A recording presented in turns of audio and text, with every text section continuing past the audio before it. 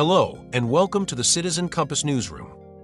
Early April 2956 has proven to be an exceptionally busy period for the USC Fleet, with several major events and operations taking place in rapid succession, spanning Navy training exercises, special ops strike missions, and high-stakes mining runs to the QV breaker stations.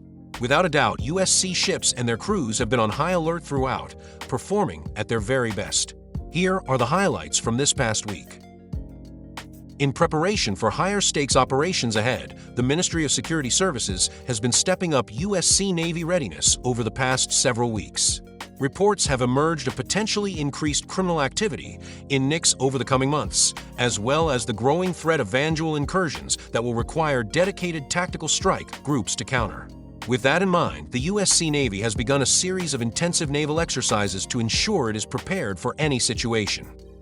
The exercises conducted over the past weeks focused specifically on carrier operations across various configurations and setups.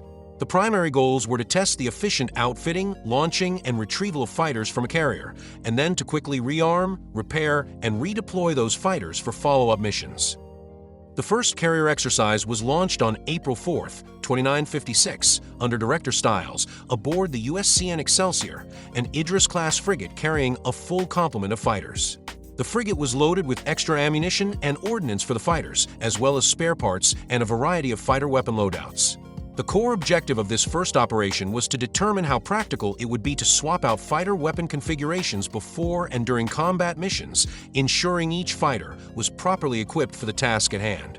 For example, repeaters would be the preferred armament when engaging enemy fighters, while cannons would be swapped in when facing larger, heavier ships.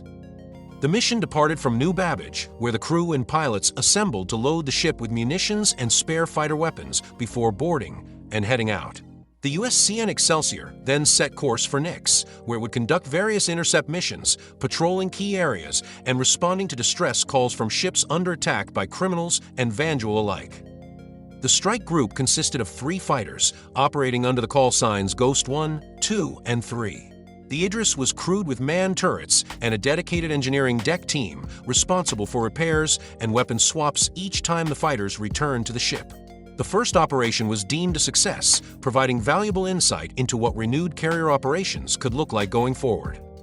A second carrier operation was launched on April 10th, this time led by Director Mojo aboard his Idris-class frigate, the Mothership. Rather than carrying fighters alone, this operation would also deploy bombers, armed with a full array of missiles, bombs, and torpedoes. The objective was to evaluate how effectively a strike force composed of 1 escort fighter and 2 bombers could perform against larger or even capital-class ships. The Mothership was loaded up with significant quantities of bombs, missiles, and torpedoes before departing New Babbage. Once fully loaded, the ship flew out to participate in Gilly's exercises to test the new bomber squadron configuration, with the Idris hanging back and serving purely as a carrier, repairing and rearming bombers between sorties. The operation ran smoothly thanks to a well-trained deck crew that turned the bombers around quickly upon each return. An air traffic controller was also on hand to manage the safe departure and recovery of all strike craft aboard the Mothership.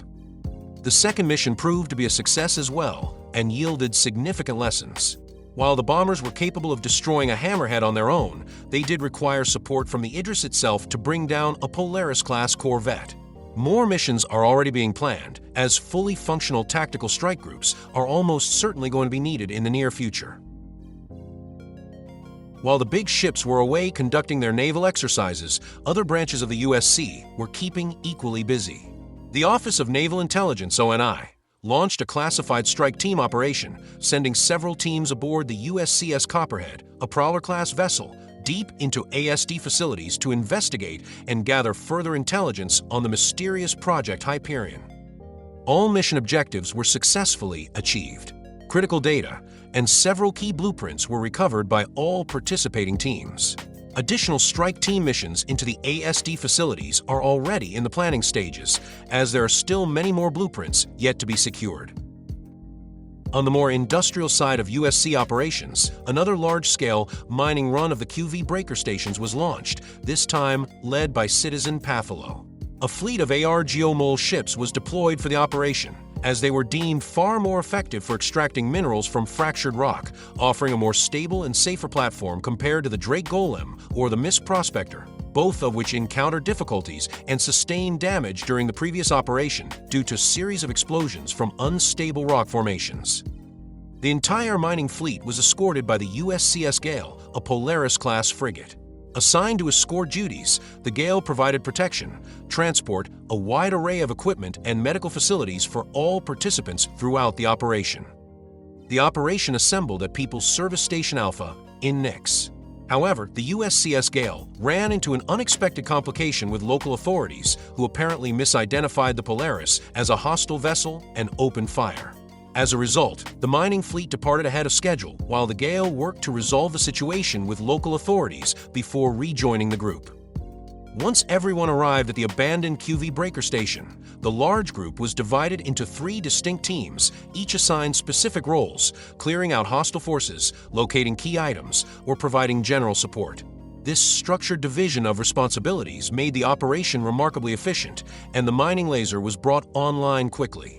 With the first station secured, the miners got to work while the USCS Gale moved ahead to the next QV breaker station to repeat the process and bring a second laser online. By the end of the operation, 2 lasers had been fully activated and 2 large rock formations had been excavated for their resources. While there were still a few accidents and mishaps along the way, the mission was an overall success. There is certainly no shortage of action on the horizon. With many more missions planned in the weeks and months ahead, this continues to be a defining and dynamic time for the USC. Stay tuned for more. Until next time.